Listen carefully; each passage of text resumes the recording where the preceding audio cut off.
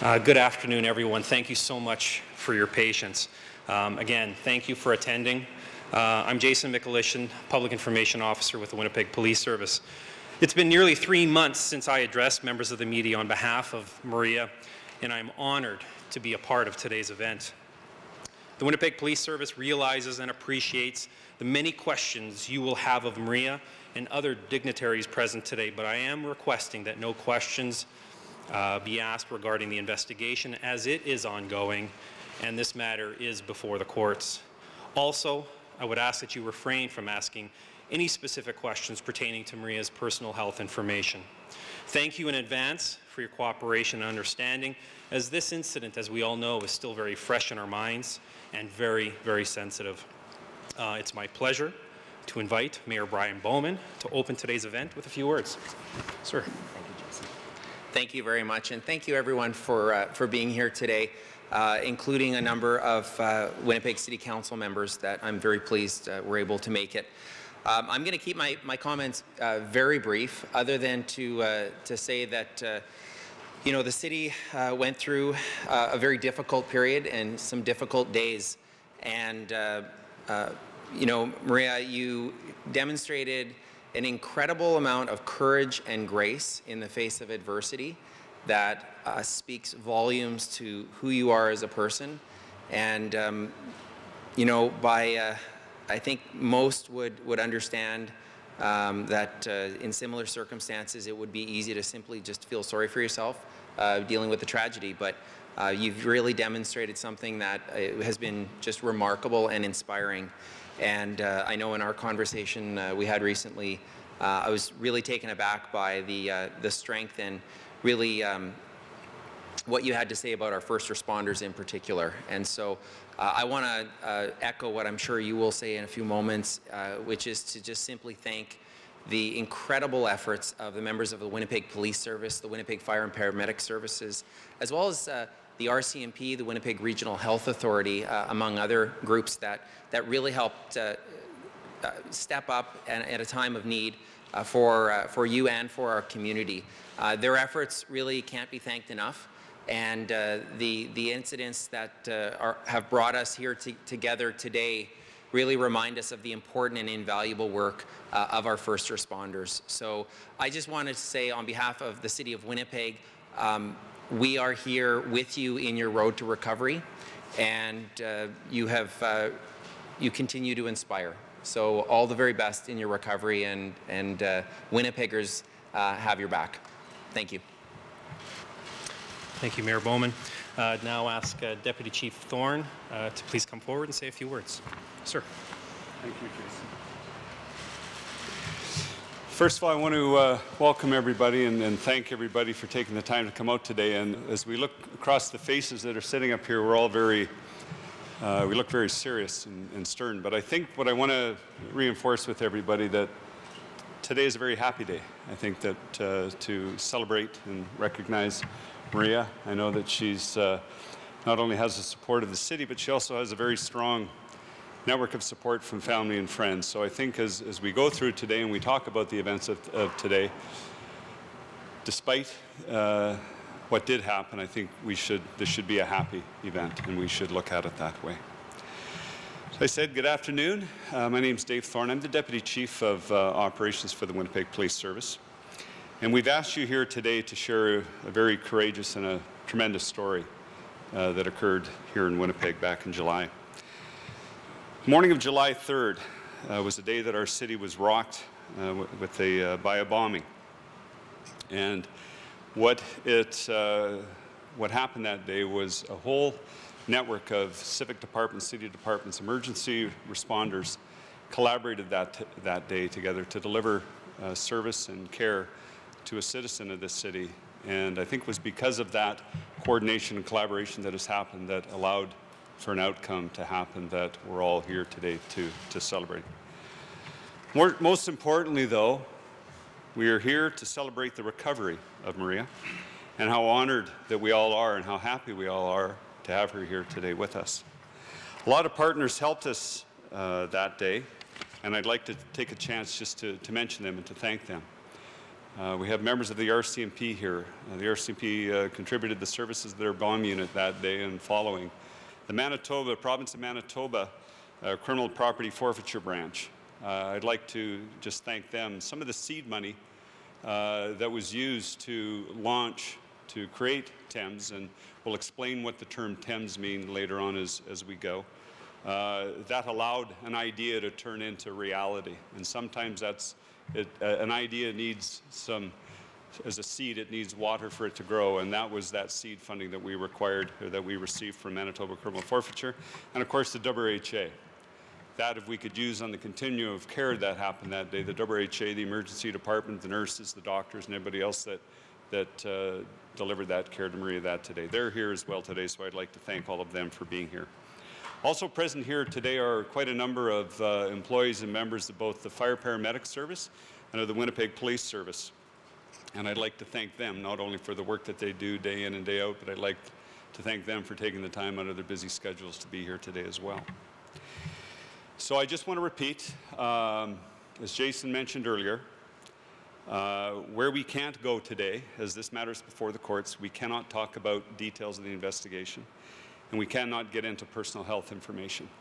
I think what is happening today, if I can, is express on part of the desires of both Chief Clunas and Chief Lane, is to embrace an already good relationship that we have with our media in order to tell our stories, our collective stories better about how the systems function in the city, and how through collaborating and aligning not only mandates but services that we can not only find efficiencies, but we can also deliver better quality of care and service to the taxpayers. So I would ask that we respect those ground rules, and I know that we already did that. We asked that an embargo be put on the release, and I think that did happen, so we appreciate that. Of course, we all know what happened that morning. There was an explosion that caused serious injuries to Maria. At the time, she did what she described as a self-assessment and realized, I have my teeth, I can see, and I can blink.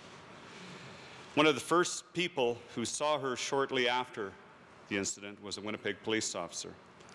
So please allow me to take you through this journey of what happened that day and introduce to you the first emergency responder that arrived at the scene that day, Constable Paul Barker, the Winnipeg Police Service. Paul? Thank you. Good afternoon. My name is Constable Paul Barker. I'm a 9-year member of the Winnipeg Police Service, currently serving out of the Winnipeg West District Station in the Community Support Unit. I've been asked to speak on the incident that occurred on July 3rd. On July 3rd at approximately 10:15 in the morning, I was in the Osborne Village on a routine assignment. I just arrived when a bomb call was voiced in the area of River and Donald. Due to my close proximity, I was the first officer on scene. On my arrival, I arrived to the building and located Maria in the building, and observing her tragic injuries, I called for backup and a rush on the ambulance. I immediately then called for the building to be evacuated. I returned to my cruiser car and obtained my first aid kit, and then I returned to Maria's side, where I began my first aid.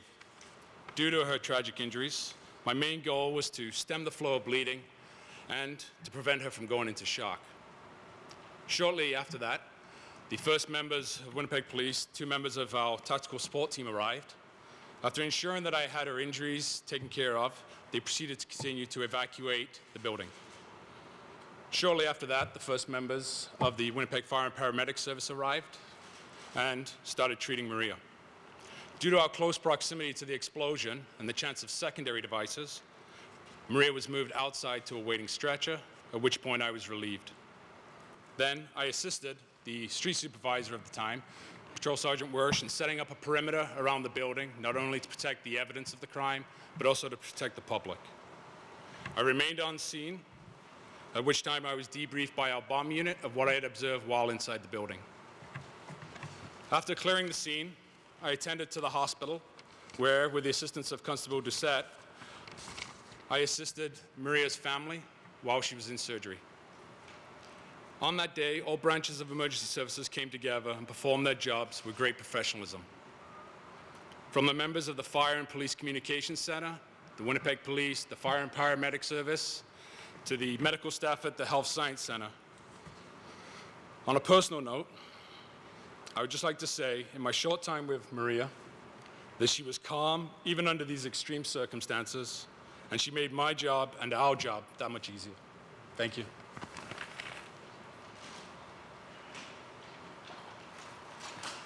Thank you very much, Paul. Now, as I mentioned before, you've heard the acronym TEMS.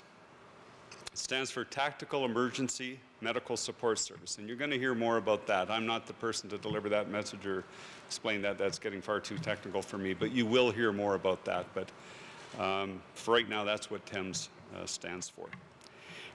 Paramedics work closely with our tactical response teams for situations like what happened that day. Here now is the TEMS paramedic, Keith Hancox, who was on the scene to talk about what happened next. Keith? Good afternoon, everyone. My name is Keith Hancox. I'm one of 14 TEMS medics. Very proud to be part of the program and work closely with the police and the bomb unit. That day, we were the first paramedics to respond to help Maria. I'd like to say that very happy to see today where she's at with her recovery. Maria was a very brave person, very surprised at how well she dealt with everything that she was put through that day. I'm very proud to work with the people that I work with, a good group of people, especially the people that I worked with that day on that call. All very dedicated and hardworking people that are number one job is to provide care to the citizens of Winnipeg and both the police and fire service members that we work with. It was a very tough day, but we attended the call and returned again later to provide support to the bomb unit. And I think overall that we worked very well together, and it's something that I'm very proud of. Okay, thank you very much. So the next, I've been talking about TEMS, and I said you're going to hear more about it, so now is time. So get your pens out, and a quick lesson on TEMS. And to talk about the program and how it worked that day, I'd like to introduce to you the Winnipeg Fire Paramedic Deputy Chief Christian Schmidt. Thank you, Dave. Good afternoon, everyone. On behalf of Chief John Lane and the officers and members of the Winnipeg Fire Paramedic Service, I'd like to thank you for joining us here today. And I'd like to thank you, Maria. It's my first opportunity and a pleasure to meet you today.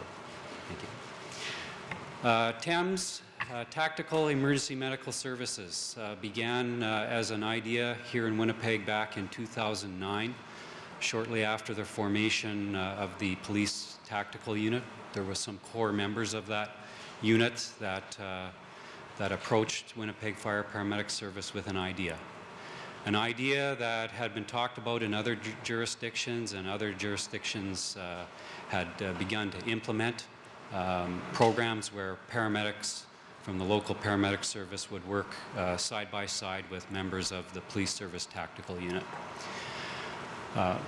Considerable amount of work was undertaken by those dedicated individuals, both in the police service and within fire paramedic service, to basically scope out programs that were underway across Canada and the U.S. And they really examined what amounted to the best practices that were being undertaken in all of the other jurisdictions. With that, they developed the program. As you heard earlier, we now have 14 paramedics who are trained to deploy. Probably the most important aspect of tactical paramedicine is the close proximity in which our personnel work with the members of the police service. Historically, in the past, when we responded to incidents such as this, the two agencies would both receive information from their communication centers.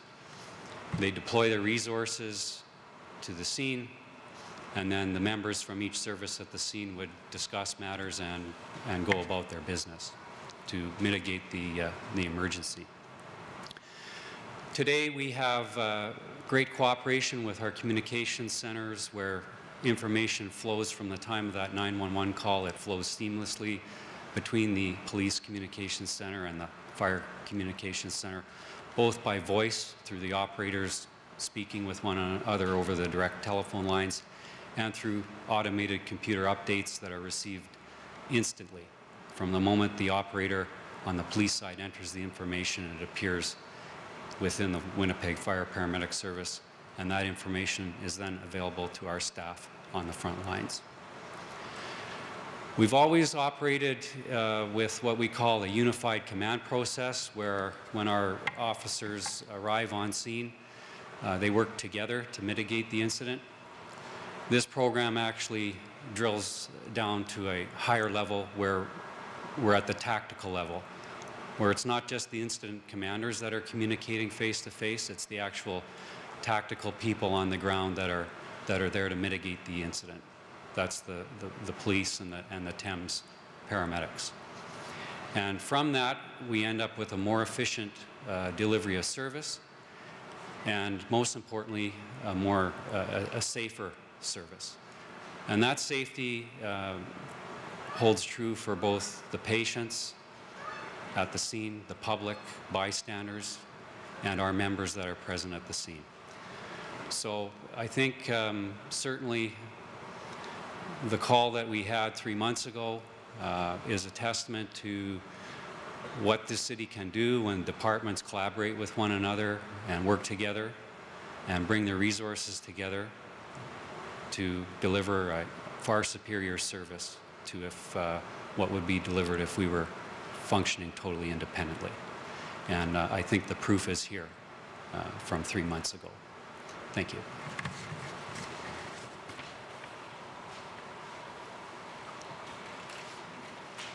Thank you, Christian. I think, as I stated earlier, the civic departments, the leaders and the members of the civic departments wouldn't be able to do what we do, or what we try to do is to be innovative and creative if we didn't have the support of the Mayor and Council. And certainly, Chair of the Police Board, Councillor Scott Gillingham, is the police. It's important for the police service. Of course, we're governed by the board, as everybody knows. Is that when we come forward to deliver the mission, and that is to keep Winnipeg safe, all the people in Winnipeg safe, it's the board that supports us in those efforts. So I would be remiss if I didn't acknowledge Councillor Gillingham for the support that he gives to the police service and to allow us to try different things in order to be better at what we do collectively. So now, I'm just going to go off script a little bit. I've been a policeman for almost 35 years. This January will be 35 years, and I've been able to do a lot of exciting work, some great jobs, some great assignments, met some wonderful people internally and of course outside of the agency. And I was on holidays when this happened, and I remember the impact that it had on me personally as an off-duty policeman sitting at home and understanding what would have required that day. But thinking about Maria, and today was the first time I met Maria.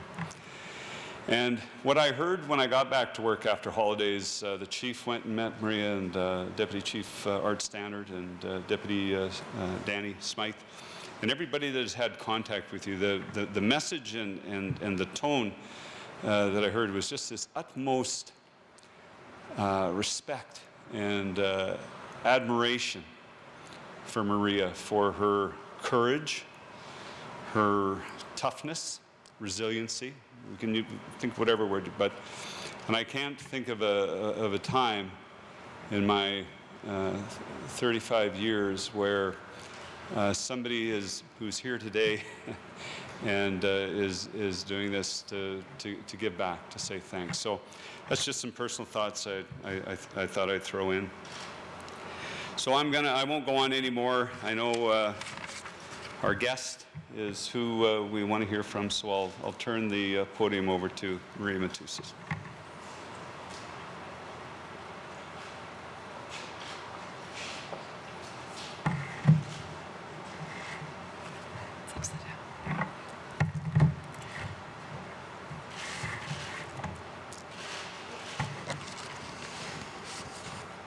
When I was asked to participate in this press conference, I knew immediately and without hesitation that I wanted to be a part of it because I wanted very much to have the opportunity to publicly thank the men and women who came to my aid, our aid, that Friday morning in July.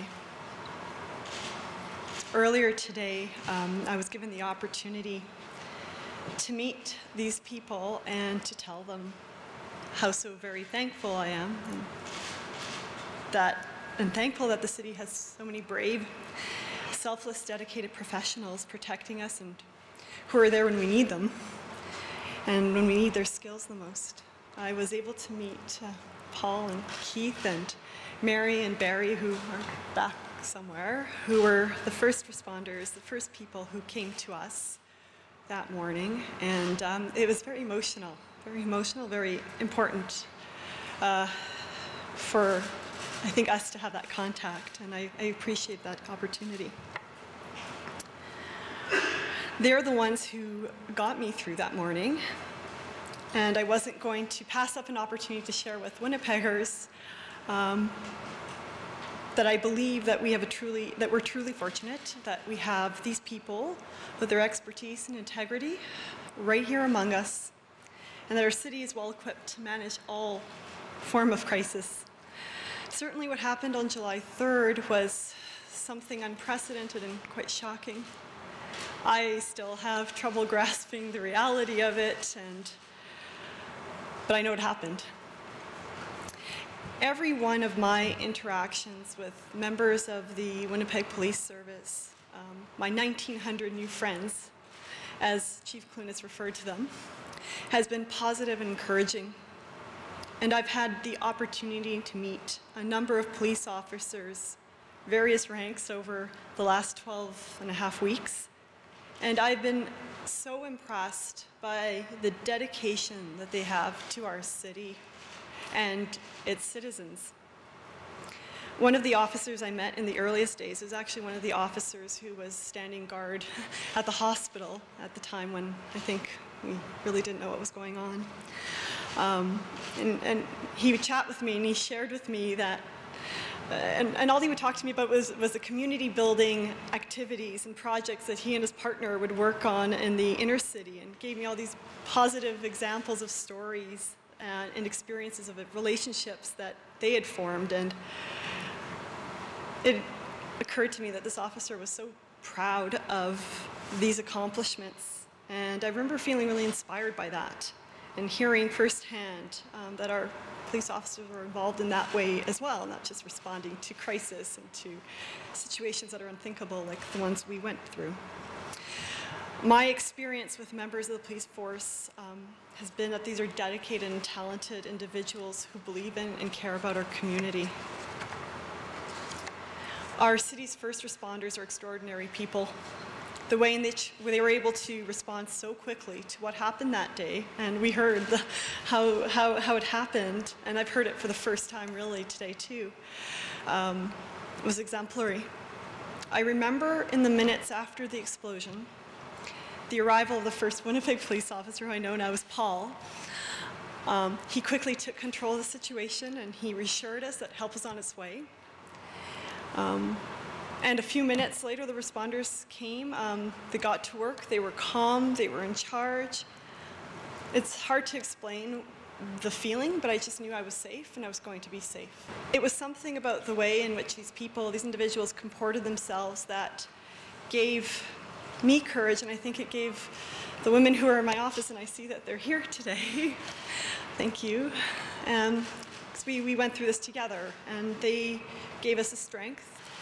I didn't know at that time whether I was going to be okay or not, but in the very long minutes, I knew that I was, at least for that time, safe and in good hands.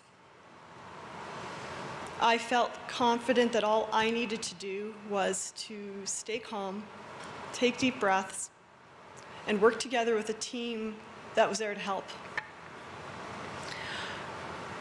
People have told me that I was brave that morning, and if I was, it was because the women of my law firm who didn't leave me until help arrived. And because the first responders quickly took control of the situation, showed me their bravery and their strength. And it was easy for me to be brave when I had great role models. And what's remarkable to me is that those men and women who are there for us that morning do this for others day after day. They face crisis and trauma situations all the time, and they keep doing it. As a community, we can take comfort in knowing this, and we can be confident that there are many brave men and women who are invested in their roles. It's a form of public service that is so selfless. And it's inspiring to know that people like this, that we have people like this to depend on and a system in place that we can rely on. So it has been about 3 months since the events of July 3rd, and I'm continuing my recovery. There have been good days and bad days, and I expect that there will be good days and bad days to come. I'm not yet finished with my involvement with our healthcare system, and I cannot say enough about the quality of care that I have received from Health Sciences Centre, St. Boniface Hospital, and through our home care system.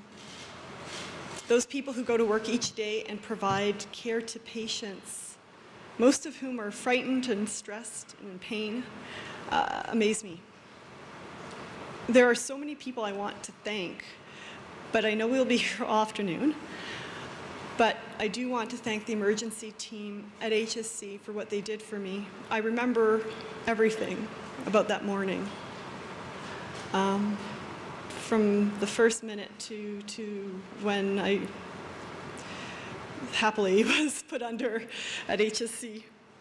So I know what was going on, and I know how much everyone did to ensure that I was being taken care of.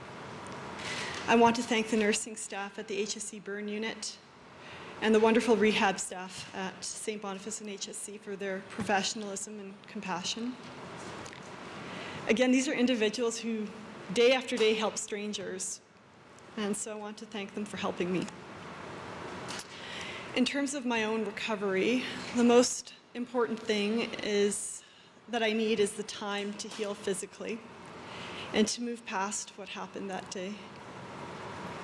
Luckily, I have the support of my friends, my family, and I've had positive wishes and encouragement from colleagues, clients, perfect strangers from across Canada and even overseas. It's been incredible. And while it's been my honor and privilege to speak today about those individuals who helped me when I needed them the most, at a time of crisis the likes of which I don't think our city has seen in this way before, I'm still very much still in a process of recovery, and I hope that you'll understand I'm not able yet to share more than I have today about what happened and what my plans are for the future. Being able to go back to my practice as soon as I'm strong enough is my goal. I know enough not to set that bar too high or to set timelines that are not realistic. The tremendous generosity of my colleagues, friends, family, members of the public has given me the means and the time to continue my recovery. So I'm grateful for that gift of time and for the wonderful people who have contributed and helped me, and I thank every one of you. I'd also like to thank the members of the media who have respected my request for some time to focus on healing. Obviously, I appreciate that this is a story that matters to the public, and I acknowledge the support that I've received from members of the public, and that has been a huge part of my recovery. I was very impressed with the way in which members of the media who had reached out to me did so in a way that was respectful of my privacy and what I went through, and I appreciate your continued patience. And I look forward to perhaps revisiting some of this and following up in the future. It's only been 3 months and there's a long road ahead. I also would like to thank the organizers of this event for giving me the opportunity to speak today and for gathering together in one place those people who saved my life and who save lives every day and inspire others. Being able to say thank you face to face brings things full circle for me and for moving forward. So thank you.